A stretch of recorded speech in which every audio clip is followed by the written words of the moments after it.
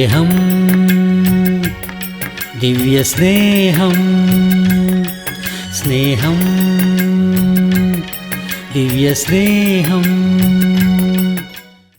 അവർക്കു അയ്യോ കഷ്ടം, അവർ കയ്യിന്റെ വഴിയിൽ നടക്കയും കൂലി കൊതിച്ച് ബിലയാമിന്റെ വഞ്ചനയിൽ തങ്ങളെ തന്നെ ഏൽപ്പിക്കുകയും കോരഹിന്റെ മത്സരത്തിൽ നശിച്ചു പോകുകയും ചെയ്യുന്നു. കോരഹിന്റെ മത്സരത്തിൽ നശിച്ചു പോവുകയും ചെയ്യുന്നു. കയീനെ ഉൽപ്പത്തി പുസ്തകത്തിൽ കാണാം. ഈ കോരഹും ബിലയാമിനെയും നമുക്ക് സംഖ്യാപുസ്തകത്തിൽ കാണുവാൻ കഴിയുന്നതാണ്. അവരുടേതായിട്ടുള്ളതായ സാഹചര്യം നോക്കുമ്പോൾ യേശുക്രിസ്തു ഈ ലോകത്തിലേക്ക് വന്നു, സകല മനുഷ്യരുടെയും പാപങ്ങൾക്ക് വേണ്ടി മരിച്ചു, അവർക്ക് രക്ഷാ മാർഗത്തെ കാണിച്ചു കൊടുക്കുവാനും ഇടയായി. യേശുവിൻ്റെ നാമത്തിൽ വിശ്വസിക്കുന്ന എല്ലാവരും തന്നെ ദൈവത്തിൻ്റെ മക്കളായി മാറ്റപ്പെടുന്നു. അവർ സ്വർഗീയ രാജ്യത്തിൻ്റെ അവകാശികളായിട്ട് മാറുന്നു. അങ്ങനെ അനുഗ്രഹീതമായ രീതിയിൽ വന്ന ആളുകൾക്ക് ആ പഴയ ബുദ്ധി വരാനിടയായി. ഏത് ബുദ്ധിയാണ്? കോരഹിന്റെ ബുദ്ധി വരുവാൻ ഇടയായി എന്നാണ് പറയുന്നത്. ഈ കോരഹ് ആരാണ്? ആരെക്കുറിച്ചാണിത് പറയുന്നത്? ഒരു ലേവ്യനായിരുന്നു. മോശയുടെ കൂടെ ഉണ്ടായിരുന്നതായ ജനക്കൂട്ടത്തിൽ ദൈവത്താൽ തിരഞ്ഞെടുക്കപ്പെട്ട ഒരു ലേവ്യ വംശക്കാരനായിരുന്നു. ലേവ്യരിൽ നിന്ന് ചിലരെ ദൈവം ശുശ്രൂഷക്കാരായിട്ട് മാറ്റി. ഈ പുരോഹിതന്മാരുടെ ജോലി എന്താണ്? ദൈവത്തിൻ്റെ ആലയത്തിൽ ശുശ്രൂഷ ചെയ്യുക എന്നതാണ്. ലേവ്യരുടെ ജോലി എന്താണെന്ന് വെച്ചാൽ സമാഗമന കൂടാരത്തെ എടുത്തുകൊണ്ട് പോയിട്ട് ഓരോരോ ദേശത്ത് ദൈവത്തിൻ്റെ ഹിതമനുസരിച്ച്, ദൈവത്തിൻ്റെ ആലോചന അനുസരിച്ച് അവ കൊണ്ടുപോയി സ്ഥാപിക്കുക എന്നതാണ്. സമാഗമന കൂടാരത്തെക്കുറിച്ച് നിങ്ങൾ വായിച്ചിട്ടുണ്ടായിരിക്കാം. പലപ്പോഴും ഞാൻ അതിനെക്കുറിച്ച് പറഞ്ഞിട്ടുണ്ട്. നിങ്ങളും പലപ്പോഴും വായിച്ചറിഞ്ഞ കാര്യമാണ്. അതുപോലെ തന്നെ ബൈബിൾ സ്റ്റഡിയിലും ഞാനത് പറഞ്ഞിട്ടുണ്ട്. നിങ്ങൾക്കത് കാണുവാൻ കഴിയുന്നതാണ്. ദൈവം പറഞ്ഞു, ഞാൻ നിങ്ങളുടെ നടുവിൽ വസിക്കുവാൻ ആഗ്രഹിക്കുന്നു സമാഗമന കൂടാരത്തിൽ, അതുകൊണ്ട് എനിക്ക് വേണ്ടി നിവാസ സ്ഥലം ഒരുക്കണമെന്നെല്ലാം പറഞ്ഞത് അതുപോലെ പറഞ്ഞിട്ടുണ്ട്. അതിൻ്റെ അളവുകളെല്ലാം തന്നെ ദൈവം പറഞ്ഞതനുസരിച്ച് തന്നെ നിർമ്മിച്ചു. അതുപോലെ തന്നെ ദൈവത്തിൻ്റെ നിയമപ്പെട്ടകവും തയ്യാറാക്കി. ദൈവത്തിൻ്റെ വിശുദ്ധ ആലയത്തിൽ അത് വളരെ ജാഗ്രതയോടുകൂടെ തന്നെ കൊണ്ടുവയ്ക്കണം. എല്ലാവർക്കും അത് ചുമക്കുവാൻ കഴിയില്ല. അത് ഓരോരോ സ്ഥലത്തേക്ക് ലേവ്യർക്ക് മാത്രമേ ഉണ്ടായിരുന്നു ചുമന്നുകൊണ്ട് പോകുവാനുള്ള അധികാരം. ഇതെല്ലാം തയ്യാറാക്കി വെച്ചതിന് ശേഷം പുരോഹിതൻ വന്നിട്ട്, ഇന്നത്തെ പോലെ കോട്ടൊന്നുമില്ല, മഹാപുരോഹിതന് വലിയ ഒരു അങ്കിയുണ്ട്, അതുപോലെ മനോഹരമായ തലപ്പാവ്, ഇവയെല്ലാം വെച്ച് നിങ്ങൾ നോക്കുകയാണെങ്കിൽ വളരെ അലങ്കൃതമായ രീതിയിൽ, വളരെ മനോഹരമായ രീതിയിൽ വസ്ത്രം ധരിച്ചിരിക്കുന്നത് കാണാൻ കഴിയും. ഇതിനെക്കുറിച്ച് നാം വ്യക്തമായിട്ട് ശ്രദ്ധിച്ചാൽ മനസ്സിലാക്കാൻ കഴിയും. പുരോഹിതന്മാർ വേറെയാണ്, ലേവ്യന്മാർ വേറെയാണ്, നായകന്മാർ വേറെയാണ്. മോശയെ ദൈവം നേതാവായിട്ടാണ് തിരഞ്ഞെടുത്തത്. പെട്ടെന്ന് ഈ കോരഹിന് ഒരു അനാവശ്യമായ ബുദ്ധി ഉണ്ടാകാനിടയായി. മോശെ, എന്താണത്? എപ്പോഴും നീ പറഞ്ഞതുപോലെ ചെയ്യണമോ? ഞങ്ങൾക്ക് ചെയ്യാൻ പാടില്ലേ? നിനക്ക് മാത്രമേ ഇവയൊക്കെ ചെയ്യാൻ കഴിയുമോ എന്ന് പറഞ്ഞ മോശയുടെ മേല് ഈ കോരഹ് തിരിയുവാനിടയായി. അനുസരണക്കേടിന്റെ സ്വഭാവം ഇന്ന് അനേകം ആളുകൾക്കുമുണ്ട്. മാതാപിതാക്കളെ അനുസരിക്കാത്ത എത്രയോ മക്കൾ ഇന്നുണ്ട്. അനുസരിക്കില്ല. ആൺകുട്ടികളൊരു യൗവനപ്രായമൊക്കെ ആകുമ്പോൾ കുറച്ചൊക്കെ മുതിർന്നു എന്ന് ഒരു തോന്നൽ ഉണ്ടാകുന്ന സമയത്ത് അമ്മ എന്തെങ്കിലും പറയുകയാണെങ്കിൽ, എന്താണ്, എനിക്കറിയാം, എന്നെ പഠിപ്പിക്കണ്ട, ഞാൻ കൊച്ചുകുട്ടിയൊന്നുമല്ല. ആ ടീനേജ് 13, 14, 15, 16, 17 ഈ പ്രായത്തിലുള്ളതായ കുട്ടികളെക്കുറിച്ച് വളരെ ശ്രദ്ധയോടെ ആയിരിക്കണം, വളരെ ജാഗ്രതയോടെ ആയിരിക്കണം നാം. ടീനേജ് പ്രായത്തിലായിരിക്കുന്ന ഈ കുട്ടികൾ എല്ലാവരും തന്നെ ജാഗ്രതയോടെ ആയിരിക്കണം. നിങ്ങളെ നശിപ്പിക്കുവാനും നിങ്ങളെ തകർക്കുവാനും നിങ്ങളുടെ ഉള്ളിൽ പ്രവേശിക്കുന്നതാണ് അനുസരണക്കേടിന്റെ സ്വഭാവം എന്നത്. സത്യമാണ്. 13 മുതൽ 19 വയസ്സ് വരെയുള്ള പ്രായം നിങ്ങൾ കൊച്ചുകുട്ടിയല്ല. കൊച്ചുകുട്ടിയാണെങ്കിൽ അവിടെ ഇരിക്കുമെന്ന് പറഞ്ഞാൽ അനുസരിക്കും. അതേസമയത്ത് നിങ്ങൾ പക്വതയുള്ളതായ, പൂർണ്ണതയും തികവും ഉള്ളതായ ഒരു മുതിർന്ന വ്യക്തിയുമല്ല എന്നോർക്കണം. അറിയാവുന്ന കാര്യങ്ങളുണ്ട്, അറിയാത്ത കാര്യങ്ങളുണ്ട്. കൊച്ചുകുട്ടിയാണോ അതുമല്ല, മുതിർന്ന വ്യക്തിയാണോ അതുമല്ല, രണ്ടിനും ഇടയിലായതായ ഒരു അവസ്ഥയാണ്. അങ്ങനെയുള്ള മാനസിക അവസ്ഥയുമാണുള്ളത്. അതുകൊണ്ട് ആ സമയത്ത് അനേകം ആളുകൾ അനുസരണക്കേട് കാണിക്കും, മാതാപിതാക്കളോട് അനുസരണക്കേട് കാണിക്കും, അവസാനം 10th ഫെയിലാവും. ഞാൻ പലപ്പോഴും ചിന്തിച്ചിട്ടുണ്ട്, എന്തുകൊണ്ടാണ് ആ സമയത്ത് കുട്ടികൾ കൂടുതലും 10th ഫെയിലായി പോകുന്നത്? കാരണം അനുസരണക്കേട്. ഇത് കാരണമായിട്ട് അവർ ആരെയും കേൾക്കുകയില്ല. അവരുടെ ജീവിതത്തിൽ ഒന്നിലും അവർക്ക് ശ്രദ്ധ കേന്ദ്രീകരിക്കുവാനും കഴിയത്തില്ല. അതാണ് ഇവിടെ സംഭവിക്കുന്നത്. 10th ഫെയിലായെന്നും പറഞ്ഞ് നിങ്ങൾ പേടിക്കേണ്ട, വീണ്ടും എഴുതുക. നിങ്ങൾക്ക് നല്ലൊരു ഭാവി ഉണ്ടാക്കിയെടുക്കുവാൻ കഴിയും. എന്നാൽ 10th വരെ എല്ലാവരെയും പ്രൊമോട്ട് ചെയ്തിട്ട് 10th എത്തുമ്പോൾ അവിടെ പിടിച്ചിടുകയാണ്. ആ പ്രായത്തിൽ നിങ്ങൾ ദൈവത്തെ അനുസരിച്ചാൽ, ആ വയസ്സിൽ നിങ്ങൾ ദൈവത്തെ അന്വേഷിച്ചാൽ, അനുസരണക്കേട് എന്നത് നിങ്ങളെ നശിപ്പിക്കുന്നതാണ്. അനേകം മാതാപിതാക്കളെ അനുസരിക്കാത്ത കുട്ടികൾ ഇന്നുണ്ട്. നിങ്ങൾ കുട്ടികളെക്കുറിച്ച് വളരെ ജാഗ്രതയോടെ ആയിരിക്കണം. നിങ്ങൾ ശ്രദ്ധിക്കണം, ടീനേജ് പ്രായത്തിൽ നിങ്ങളുടെ മക്കളെ നിങ്ങൾ കോപിപ്പിക്കരുത്. ആ പ്രായത്തിൽ നിങ്ങളുടെ മക്കളെ നിങ്ങൾ മുഷിപ്പിക്കരുത്. അനുസരണത്തിലും ദൈവത്തിൻ്റെ വചനത്തിലും അവരെ വളർത്തിക്കൊണ്ടുവരിക. അവർക്ക് സ്നേഹവും സ്വാതന്ത്ര്യവും കൊടുക്കുക, വചനപ്രകാരം നടത്തുക. മക്കൾ ദുഷിച്ചു പോയാൽ മക്കളുടെ മാത്രം കുറ്റമല്ല, നിങ്ങളുടെയും കുഴപ്പമുണ്ട്. ചിലർ പറയാറുണ്ട്, കുട്ടികൾ എൻ്റെ വാക്ക് കേൾക്കുന്നില്ല, എൻ്റെ വാക്ക് കേൾക്കുന്നില്ല എന്ന്. ഞാൻ ചോദിക്കും, നിങ്ങൾ ദൈവത്തിൻ്റെ വാക്ക് കേൾക്കുന്നുണ്ടോ എന്ന്. നിങ്ങൾ ദൈവത്തിൻ്റെ വാക്ക് കേൾക്കാതിരിക്കുമ്പോൾ നിങ്ങളെ എങ്ങനെയാണ് നിങ്ങളുടെ മക്കൾ കേൾക്കുന്നത്? ഒരാൾ വന്ന് പറഞ്ഞു, നോക്ക്, എൻ്റെ കുട്ടിയെ കണ്ടോ, ഈ പ്രായത്തിൽ ഇവൻ സിഗരറ്റ് വലി തുടങ്ങിയിരിക്കുന്നു. ഇപ്പോഴേ ഇവൻ സിഗരറ്റ് വലി തുടങ്ങിയിരിക്കുകയാണ്. നോക്കുമ്പോൾ അയാളുടെ പോക്കറ്റിലും സിഗരറ്റ് ഉണ്ട്. ഇതെന്താണെന്ന് ഞാൻ ചോദിച്ചപ്പോൾ, അതെന്താണ്, ഞങ്ങളുടെ പ്രായത്തിൽ ഞങ്ങൾ അങ്ങനെയൊക്കെ ചെയ്തു, ഞങ്ങൾ നശിച്ചു പോയി. ഇവനെ നശിച്ചു പോകാതിരിക്കാനാണ് ഞാൻ പറയുന്നത്, ഇവനോട് പറയുമെന്ന്. ആദ്യം നീയല്ലേ ഇതിൻ്റെ ദുഷിച്ച സ്വഭാവം മാറ്റേണ്ടത്? ഒരു പശു എന്താണോ ചെയ്യുന്നത് അത് തന്നെ കണ്ടിട്ട് അതുപോലെ തന്നെ പശുക്കുട്ടി ചെയ്യും. അതുപോലെ തന്നെയാണ് നമ്മുടെ മക്കളും. നീ ചെയ്യുന്നത് എന്താണോ അത് തന്നെ കുട്ടികളും ചെയ്യും. നീ ദൈവത്തെ അനുസരിക്കുക, നിന്റെ കുട്ടികൾ ദൈവത്തെ അനുസരിക്കും. നീ ദൈവത്തെ ഭയപ്പെടുക, നിന്റെ മക്കൾ നിന്നെ ഭയപ്പെടും. നീ ദൈവത്തെ സ്നേഹിക്കൂ, നിന്റെ മക്കൾ നിന്നെ സ്നേഹിക്കാനിടയാകും. നിന്റെ യൗവനക്കാരായ മക്കളെക്കുറിച്ച് ജാഗ്രതയോടെ ആയിരിക്കുക. യൗവനക്കാരെ പിടിച്ചുകൊണ്ടുപോകാൻ പിശാച് പതുങ്ങിയിരിക്കുന്നു. അനുസരണക്കേട് പാടില്ല. ഭാര്യമാരെ, നിങ്ങളുടെ സ്വന്തം ഭർത്താവിനെ അനുസരിക്കരുത്. ദേവദാസൻ എത്ര നല്ല കാര്യമാണ് പറഞ്ഞതെന്ന് ഓർത്ത് സന്തോഷിച്ചിരിക്കുകയായിരിക്കും സഹോദരിമാർ, അല്ലേ? എന്താണ് പറയുന്നത്? ബൈബിളിൽ അങ്ങനെയുണ്ടോ? ഭാര്യമാരെ, നിങ്ങളുടെ സ്വന്തം ഭർത്താവിനെ അനുസരിക്കാതിരിക്കുക എന്ന് പറഞ്ഞാൽ എന്താണ്? അങ്ങനെ എഴുതിയിട്ടുണ്ടെങ്കിൽ ബൈബിൾ നിങ്ങൾ വിശ്വസിക്കുമോ? നിങ്ങളുടെ സ്വന്തം പുരുഷന് കീഴടങ്ങിയിരിക്കുക. ഭാര്യയായിട്ട്, മാതാവായിട്ട് നീ ഭർത്താവിനെ അനുസരിക്കുന്നത് കൊണ്ടാണ് നിന്റെ മക്കൾ നിന്നെ അനുസരിക്കുന്നത്. നിങ്ങൾക്ക് മനസ്സിലാകുന്നുണ്ടോ? നിങ്ങളുടെ ഭർത്താവിനെ നിങ്ങൾ ബഹുമാനിച്ചില്ലെങ്കിൽ നിങ്ങളുടെ മക്കൾ നിങ്ങളെയും ബഹുമാനിക്കില്ല. നിങ്ങളുടെ മക്കൾ നിങ്ങളെ ബഹുമാനിക്കണമെങ്കിൽ, സ്നേഹിക്കണമെങ്കിൽ നിങ്ങളുടെ ഭർത്താവിനെ നിങ്ങൾ ആദ്യം ബഹുമാനിക്കുക. നീ നിന്റെ ഭാര്യയെ സ്നേഹിക്കുകയാണെങ്കിൽ നിങ്ങളുടെ മക്കൾ നിന്നെ ബഹുമാനിക്കും. നിന്റെ ഭാര്യയെ നീ സ്നേഹിക്കാതിരുന്നാൽ, കരുതാതിരുന്നാൽ നിന്റെ മക്കളും നിന്നെ സ്നേഹിക്കുകയില്ല. നീ നിന്റെ ഭാര്യയെ നന്നായിട്ട് സ്നേഹിക്കുമ്പോൾ അത് കാണുന്നതായ മക്കൾക്ക് ആ അമ്മയോടുള്ളതിനേക്കാൾ കൂടുതൽ സ്നേഹം തോന്നും. കാരണം എൻ്റെ പിതാവ് എത്ര നല്ല പിതാവാണെന്ന് അവർ പറയും. ഈ കാലത്ത് നമ്മുടെ കുടുംബങ്ങളിൽ അങ്ങനെയുള്ള സ്നേഹമില്ല. പരസ്പരം അങ്ങോട്ടും ഇങ്ങോട്ടും കുറ്റം പറയുകയാണ്. രണ്ട് പാർട്ടികളായിട്ട് മാറി നിൽക്കുന്നതാണ് കാണുന്നത്. അപ്പനും അമ്മയും മിണ്ടത്തില്ല. മക്കളെ പറഞ്ഞു വിടും. എന്നിട്ട് പറയും, പപ്പയോട് ആഹാരം കഴിക്കാൻ പറയണം മോനെന്ന്. അമ്മ ആഹാരം വിളമ്പി വെച്ചിരിക്കുന്നു. എനിക്ക് വേണ്ട എന്ന് പറയുക. അമ്മേ, അപ്പന് വേണ്ട എന്ന് പറയുന്നു. വേണമെങ്കിൽ കഴിക്കാൻ പറ. പപ്പ വേണമെങ്കിൽ കഴിക്കാൻ പറയുന്നു. എനിക്കറിയാം, അവൾ അല്ലെങ്കിലും അങ്ങനെ പറയുള്ളൂ. അമ്മേ, ഇവരുടെ കാര്യം എന്തായി തീരും? ഇങ്ങനെ അപ്പനും അമ്മയ്ക്കും ഇടയിൽ നിന്നുകൊണ്ട് ഈ കുഞ്ഞുങ്ങൾ ബുദ്ധിമുട്ടുകയാണ്. എന്താണ്? നിങ്ങൾക്ക് എന്തെങ്കിലും വിഷമങ്ങളോ സങ്കടങ്ങളോ ഉണ്ടെങ്കിൽ നിങ്ങൾ തന്നെ പറഞ്ഞു തീർക്കുക. കുട്ടികളെ ഉപയോഗിക്കരുത്. മാതാപിതാക്കളുടെ ഇടയിൽ പാർഷ്യാലിറ്റി പാടില്ല. പക്ഷഭേദം കാണിക്കരുത്.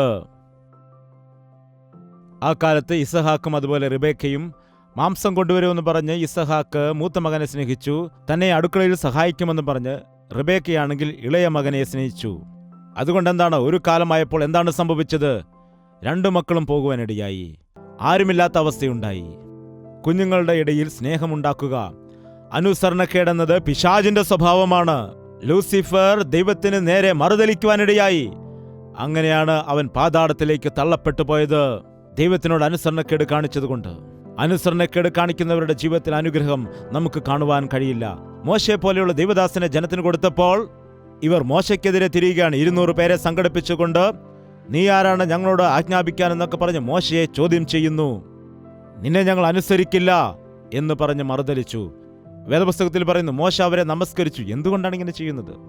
നിന്നെ ദൈവം തിരഞ്ഞെടുത്ത് ഒരു കാര്യം ഏൽപ്പിച്ചിരിക്കുന്നു. ആ കർത്തവ്യം നിനക്ക് ചെയ്യുവാൻ കഴിയുകയില്ലേ? നീ ലേവ്യനായിരിക്കുവാനാണ് കർത്താവ് ആഗ്രഹിക്കുന്നത്. പിന്നെ നീ എന്താണ് പൗരോഹിത്യം ആഗ്രഹിക്കുന്നത്?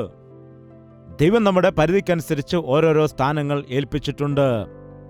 നീ ഭർത്താവാണെങ്കിൽ ഭർത്താവിൻ്റെ കാര്യങ്ങൾ ചെയ്യുക, ഭാര്യയാണെങ്കിൽ ഭാര്യയുടെ ഉത്തരവാദിത്തം ചെയ്യുക. ഭർത്താവിൻ്റെയും ഭാര്യയുടെ ഉത്തരവാദിത്തങ്ങൾ മറന്ന് അവർ പ്രവർത്തിക്കുകയാണെങ്കിൽ കുടുംബം താറുമാറാകാനിടയാകും. ഈ ലോകത്തുള്ളതായ സഭകളിൽ ദൈവം ചില വ്യക്തികളെ ചില ഉത്തരവാദിത്തങ്ങൾ ഏൽപ്പിച്ചിട്ടുണ്ട്. ഇവിടെ സംഗീത ഉപകരണങ്ങൾ വായിക്കുന്നതായ വ്യക്തികൾ, ഒരാൾ കീബോർഡ്, ഒരാൾ തബല, ഒരാൾ ഗിറ്റാർ, ഒരാൾ വയലിൻ, ഇങ്ങനെ വായിച്ചുകൊണ്ടേയിരിക്കുന്നു. എന്നാൽ പെട്ടെന്നൊരു ദിവസം ഞാൻ വന്നിട്ട് അവരെ അങ്ങോട്ടും ഇങ്ങോട്ടും മാറ്റുകയാണ്.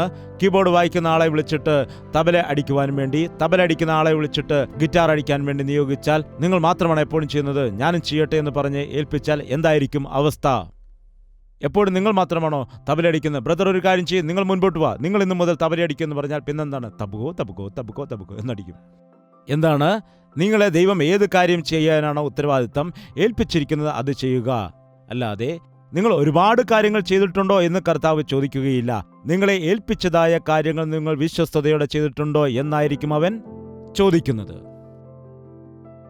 ദൈവദാസന്മാരുടെ ജോലികൾ വളരെ എളുപ്പമുള്ളതാണെന്നാണ് ചിലർ വിചാരിക്കുന്നത്.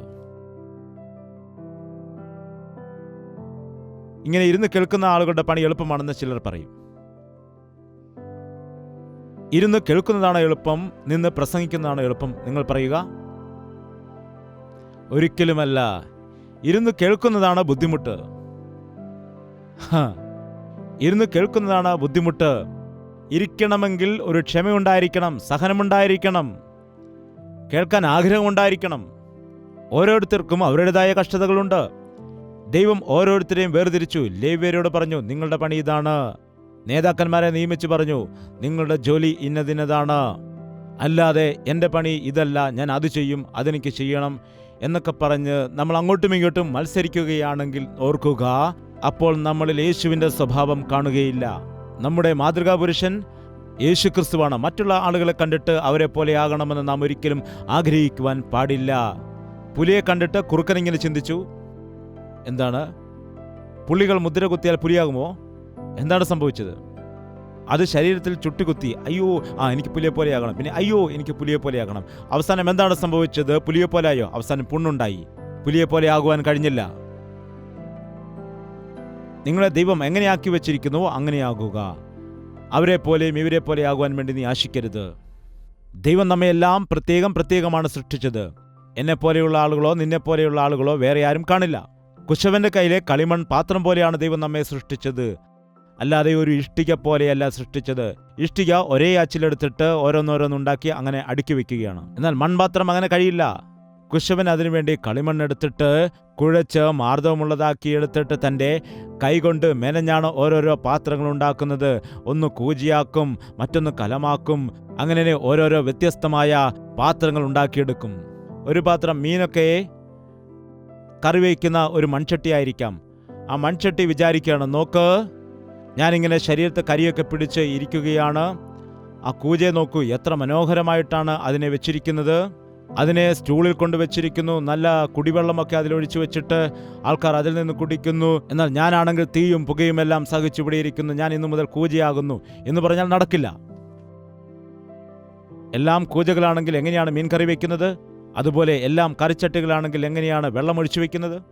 ഒന്നിനെ കൂജയായിട്ട് നിർമ്മിച്ചു, ഒന്നിനെ കലമായി നിർമ്മിച്ചു. ദൈവമേ, നീ എന്നെ ഇങ്ങനെയാക്കിയല്ലോ, നിനക്ക് സ്തുതി എന്ന് പറയുവാൻ കഴിയണം. ഈ കാലത്ത് പല പുരുഷന്മാരും, ദൈവമേ, എന്നെ ഒരു പുരുഷനായിട്ട് സൃഷ്ടിച്ചതിന് നിനക്ക് നന്ദി കരറ്റുന്നു, എന്നെ ഒരു സ്ത്രീയാക്കി സൃഷ്ടിച്ചിരുന്നുവെങ്കിൽ ഞാൻ വളരെ കഷ്ടതയുണ്ടായിരിക്കുമായിരുന്നു. എന്നാൽ ചില സ്ത്രീകൾ ഇങ്ങനെ പറയാറുണ്ട്, എന്തുകൊണ്ടാണ് എന്നെ പെണ്ണായിട്ട് സൃഷ്ടിച്ചത്? കഷ്ടതയും പരിഭവമാണ് എൻ്റെ ജീവിതത്തിൽ മുഴുവൻ, പുരുഷനായാൽ മതിയായിരുന്നു. അതെന്തുകൊണ്ടാണ് അങ്ങനെ പറയുന്നത്? ദൈവം നിന്നെ സ്ത്രീയായി സൃഷ്ടിച്ചു. ഹല്ലേലൂയ! നിന്റെ ജീവിതത്തിൽ വലിയൊരു വിലയുണ്ട്, മാതൃത്വം നിനക്കാണുള്ളത്. ഈ ലോകത്തില് മാതാവെന്ന വാക്ക് എത്ര ശ്രേഷ്ഠമായ മാതാവാണ്. മാതാവിന്റെ ശ്രേഷ്ഠത ആർക്കാണ് ലഭിക്കാറുള്ളത്? നീ പുരുഷനാണ്, നീ ഭർത്താവാണ്, അതിനെക്കുറിച്ച് ദൈവത്തെ സ്തുതിക്കുക, ദൈവം നൽകിയതിനെ ഓർത്ത് സ്തുതിക്കുകയാണ് ചെയ്യേണ്ടത്. അല്ലാതെ എന്നെ ഇങ്ങനെ സൃഷ്ടിച്ചില്ല, എന്നെ അങ്ങനെ സൃഷ്ടിച്ചില്ല, എനിക്ക് അങ്ങനെ ആകണം എന്ന് പറയരുത്. കുശവന്റെ കയ്യിലിരിക്കുന്നതായ കളിമണ്ണ് അത് വഴങ്ങുമ്പോഴാണ് നല്ലൊരു പാത്രമാകുന്നത്. വഴങ്ങിയില്ലെങ്കിൽ അത് പൊട്ടിപ്പോകാനിടയാകും. ദൈവത്തിൻ്റെ കയ്യിൽ നാം ഒതുങ്ങിയിരിക്കണം. നാം ദൈവത്തിൻ്റെ കയ്യിൽ അനുഗ്രഹിക്കപ്പെടണം. കോരഹിന്റെ മാർഗം അനുസരണക്കേടിന്റെ മാർഗമാണ്. മറ്റുള്ളവരെ കണ്ട അസൂയപ്പെടുന്നതായ മാർഗമാണ്. മറ്റുള്ളവരെ അനുസരിക്കാതെ കീഴ്വഴങ്ങാതെ മറുതലിക്കുന്നതായ അനുസരണക്കേടിന്റെ മാർഗമാണത്. അനുസരണം എന്നത് നാം പഠിക്കേണ്ടതാണ്. അനുസരണക്കേട് എന്നത് അത് പിശാചിന്റെ സ്വഭാവം ആയിരിക്കുന്നത് കൊണ്ട് ഓട്ടോമാറ്റിക്കായിട്ട് വന്നു ചേരും. എന്നാൽ അനുസരണം നാം ശീലിക്കേണ്ടതാണ്. യേശുക്രിസ്തു ഈ ലോകത്തിലേക്ക് വന്ന് അനുസരിക്കുവാനിടയായി, അനുസരിക്കുവാൻ ശീലിച്ചു. ദൈവത്തിന് ഇഷ്ടമായിരിക്കുന്നത് എന്താണെന്ന് വെച്ചാൽ അനുസരണമാണ്. ദൈവത്തെ അനുസരിക്കുക, ദൈവത്തിന്റെ വാക്കനുസരിക്കുക, ദൈവത്തിന്റെ ഹിതം അനുസരിക്കുക. നീ പറയുന്നത് എന്തും ഞാൻ ചെയ്യാം കർത്താവേ എന്ന് പറഞ്ഞ് നിന്നെ തന്നെ ദൈവത്തിന് സമർപ്പിക്കുക. കർത്താവേ, എന്തായാലും നിന്റെ ഹിതം നടക്കണം. ദൈവം നിന്റെ കൂടെയുണ്ടെങ്കിൽ നീ വൻ കാര്യങ്ങളെ ദൈവത്തിന്റെ നാമത്തിൽ നേടിയെടുക്കും. ഭയങ്കരമായിരിക്കുന്ന ഈ മാർഗത്തിലുള്ളവർക്ക് അയ്യോ കഷ്ടം.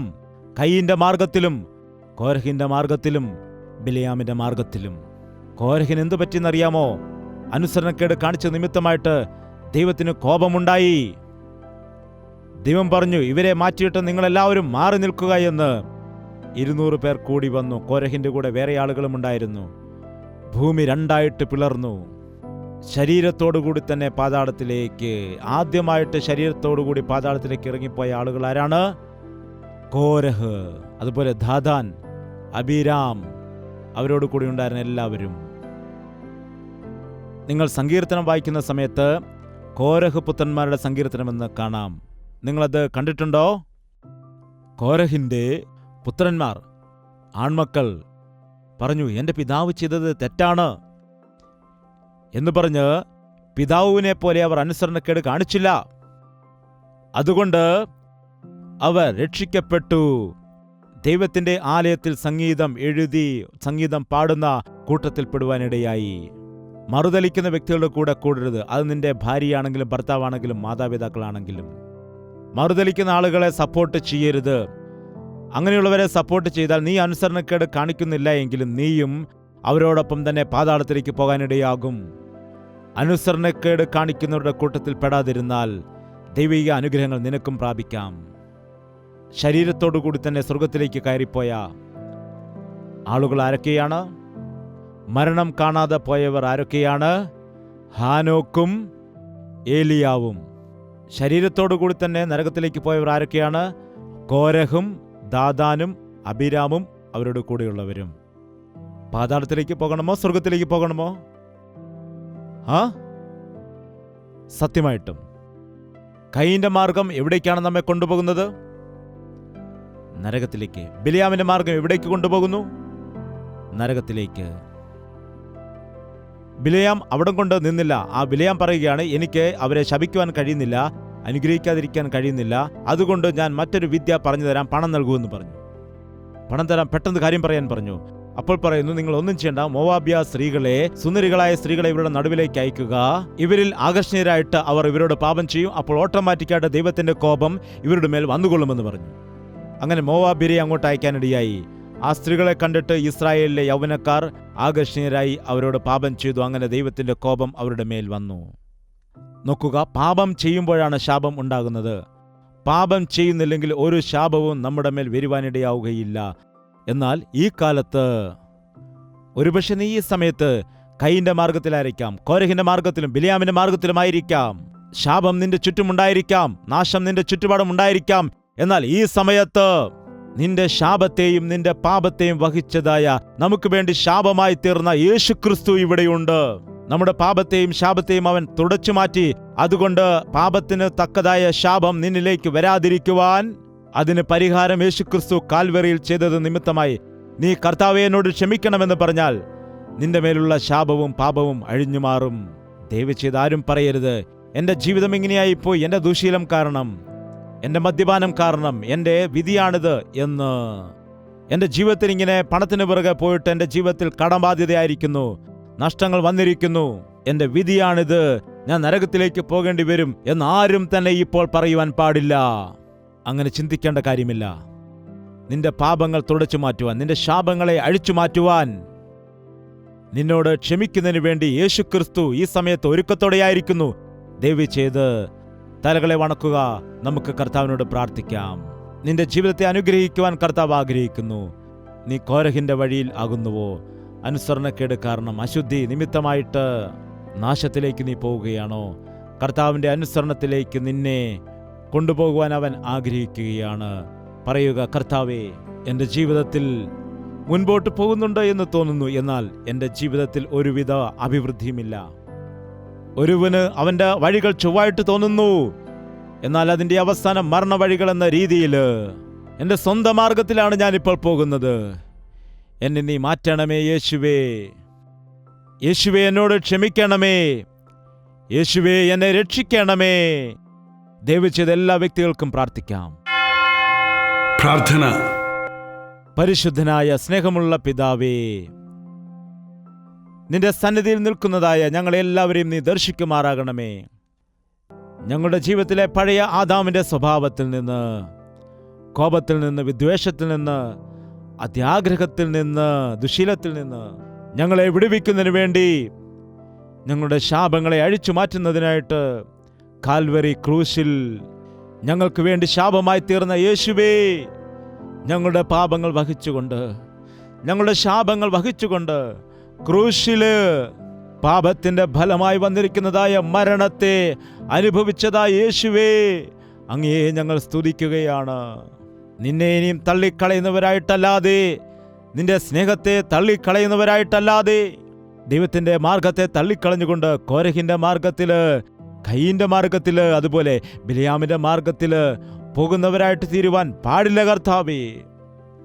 യേശുക്രിസ്തുവിന്റെ മാർഗത്തിൽ സഞ്ചരിക്കുവാൻ ഞങ്ങൾക്ക് വേണ്ടിയിട്ടിട്ട് പോയ നിന്റെ കാൽപാതകളെ പിന്തുടർന്ന് നിന്റെ ഹിതത്തിൽ നടക്കുന്നതിന് വേണ്ടി ഈ സന്ദേശം ശ്രദ്ധിച്ചുകൊണ്ടിരിക്കുന്ന എല്ലാ മക്കളെ നീ സഹായിക്കണമേ എന്ന് യേശുക്രിസ്തുവിന്റെ നാമത്തിൽ അപേക്ഷിക്കുന്നു പിതാവേ. നമ്മുടെ പിതാവായ ദൈവത്തിന്റെ സ്നേഹവും പുത്രനായ യേശുക്രിസ്തുവിന്റെ കൃപയും ആശ്വസിപ്പിച്ച് വഴി നടത്തുന്ന പരിശുദ്ധാത്മാവിന്റെ കൂട്ടായ്മയും സഹവാസവും നാം ഓരോരുത്തരോടും നാം പ്രാർത്ഥിച്ചതായ സകല വിഷയങ്ങളോടും ഇന്നു മുതൽ എന്നേക്കും ഉണ്ടായിരിക്കുമാറാകട്ടെ.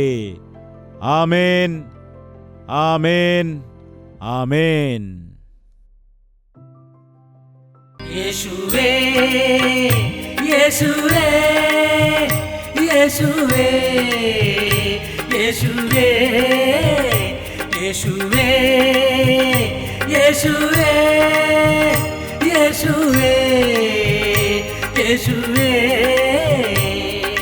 നിന്നെ നിന്നെ എന്നും ഞാൻ സേവിക്കും, നീ മാത്രം രാജാവെന്നും. നിന്നെ നിന്നെ എന്നും ഞാൻ സേവിക്കും, നീ മാത്രം രാജാവെന്നും. യേശുവേ, യേശുവേ, യേശുവേ, യേശുവേ, യേശുവേ, യേശുവേ, യേശുവേ, യേശുവേ, യേശുവേ, യേശുവേ, യേശുവേ.